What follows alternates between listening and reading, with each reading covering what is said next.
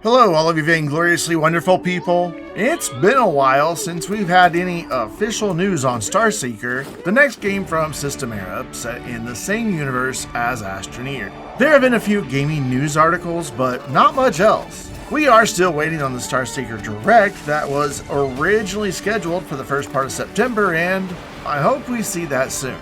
But on all other fronts, there hasn't been much news. Well, at least not until a couple of weeks ago, when Systemera hosted a booth at PAX West and provided attendees with the opportunity to get some hands-on time with the game. I wasn't able to attend PAX myself, but many in the community were. One of those people, progamerdoggo, even shared some video clips. Granted, the video was shot on a phone, so it's not a full in-game capture, but it is still super helpful in revealing some details of gameplay.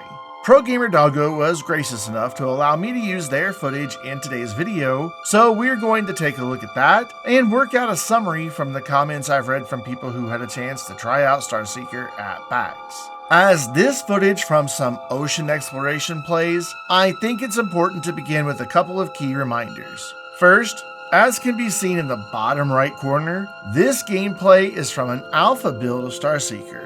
Things can and will change before the game releases. Second, this is not a direct sequel to Astroneer. So if you are looking for Starseeker to essentially be Astroneer 2, you need to change your expectations. As you will see, this is definitely a different game. That much should be obvious from the fact you're watching someone swim in an ocean. Water and liquid isn't even a thing in Astroneer, so swimming is an entirely new way of getting around.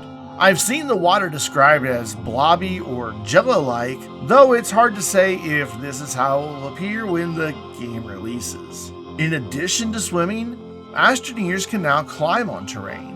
We see that in action a few different times in the gameplay demo, and it looks like the climbing mechanic is well executed. I didn't notice any pause or hesitation as the player switched from walking to climbing and back again.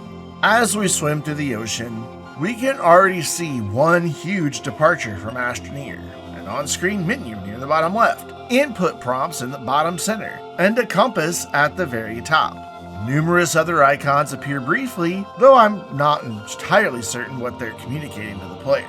But gone is the minimal interface of Astroneer, replaced with a lot of on-screen information.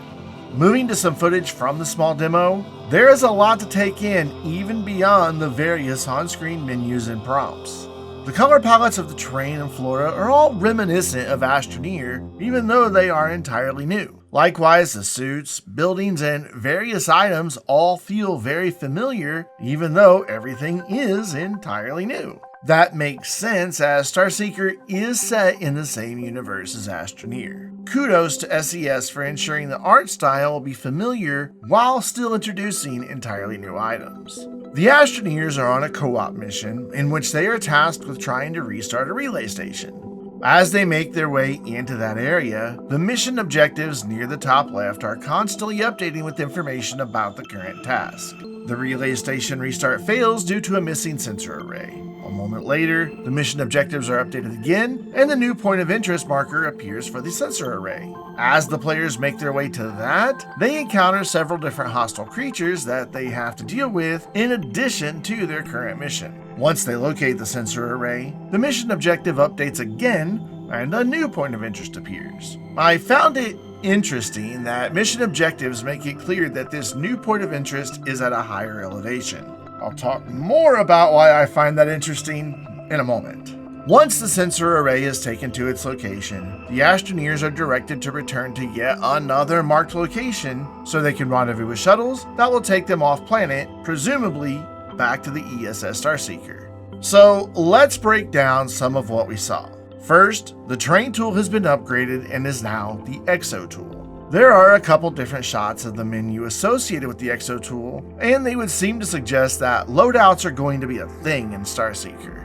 Different Astroneers could do different things with their Exo tools. Some could shoot a blast of water that would clean goop off of items, others seem to have an air blast that could push back enemies, and I believe I saw mention of an energy blast that can stun enemies. Some of the exo tools, maybe even all of them, also had the ability to scan items, flora, and creatures to identify each one. Looking at the backpack, oxygen and power are still present, though both seem to have undergone some pretty big changes. For oxygen, I noticed a warning about oxygen appearing both during the demo mission gameplay as well as during the time spent swimming and exploring. In one instance, the oxygen indicator on the backpack was sitting at around 50% when a warning appeared that oxygen would be depleted in 10 minutes. While I didn't see anything to give a clear indication, I'm guessing that you begin each mission with enough oxygen to complete the objectives of the mission.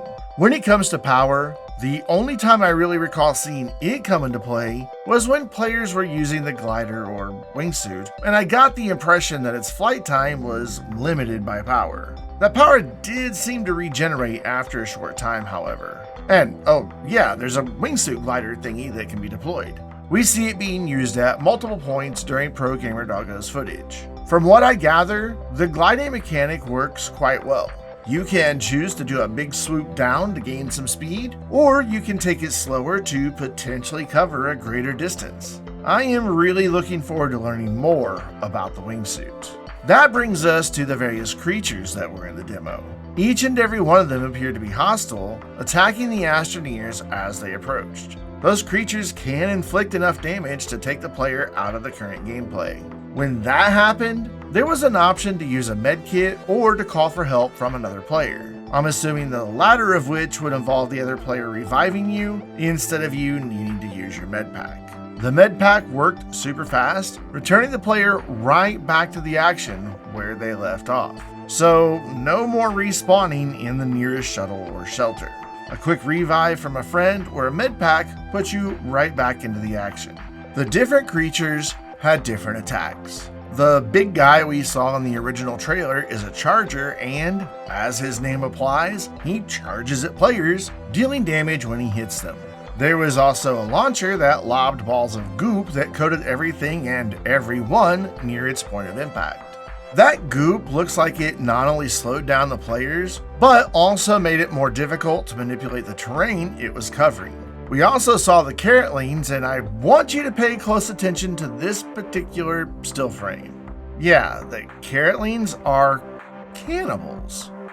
Weird. From what we've seen in the various footage from PAX, and from what I've read, there is combat, but it is about as non-violent as combat can get. It would seem you don't actually kill any enemies, you just use your varying loadouts on your exo tools to stun them, and possibly eventually being able to sedate them entirely. So they're not dead, they're just having a bit of an involuntary nap?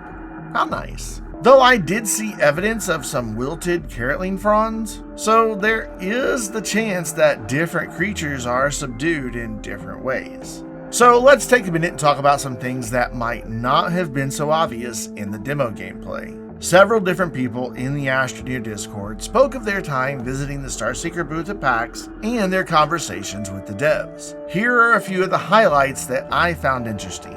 The goal is to have up to 100 players present on the ESS Starseeker within a common area that one of the devs compared to the promenade deck in Star Trek. Groups of players can then join instanced, procedurally generated missions to embark upon. While we have seen evidence that some missions will require multiple players to work together to achieve all of the objectives, I did not come across anything indicating whether or not any of the missions will be something that you can tackle solo. Though one of the devs did mention in a comment on Discord that they want to allow players to embark on expeditions alone. From both a Tech Raptor article and from those who spoke with the devs, there will be other things to take part in outside of the missions. These will include the opportunity to collect various resources and items, and one PAX visitor mentioned there is even the opportunity to document all of the flora and creatures that you encounter. The emphasis, however, really feels like it is on a narrative-driven co-op mission structure. And that pretty much sums up most of what was revealed through the demo featured at PAX. Now I want to shift gears for a few minutes and talk about opinions on all of this. Remember, there is still a lot that we do not know about Starseeker, so I am not jumping to any final conclusions or assumptions about the game, and you shouldn't either.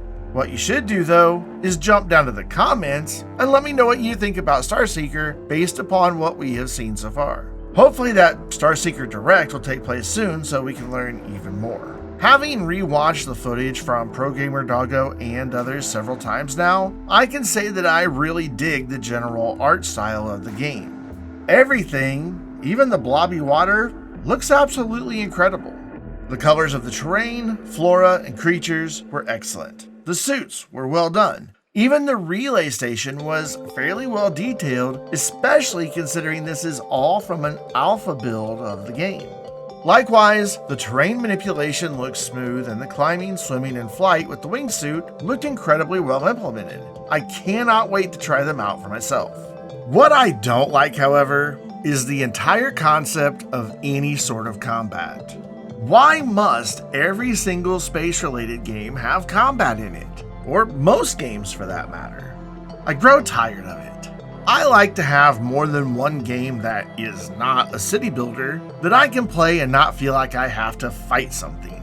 Astroneer is mild enough with some grumpy plants and they're easy enough to avoid altogether. But combat in Starseeker appears like it is something that I will not be able to avoid, and I simply do not like that idea. Look, the Astroneers are the invading species here, not the plants and creatures native to those planets. Why do we have to be such jerks and fight with them? Surely there has to be a game dev out there somewhere with the imagination and creativity to tackle this friction in a more creative way other than fight me, bro.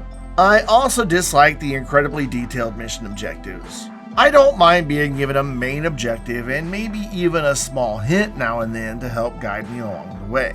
But what I saw in the PAX demo is just too much. Maybe the devs just wanted to help guide people through the limited time in the demo, but I really hope the game is not like that on release. Every single step of the way, those mission objectives updated with the exact details of what to do next. There was nothing to work out, nothing to think about, just go here, do thing X, now go there, do thing Y, now take the thing to place Z. Just way too much handholding taking place there. If the missions are like that when Starseeker releases, I cannot really see myself spending a lot of time with the game. Because, well, all of that hand-holding is terribly uninteresting to me and gets really boring really fast.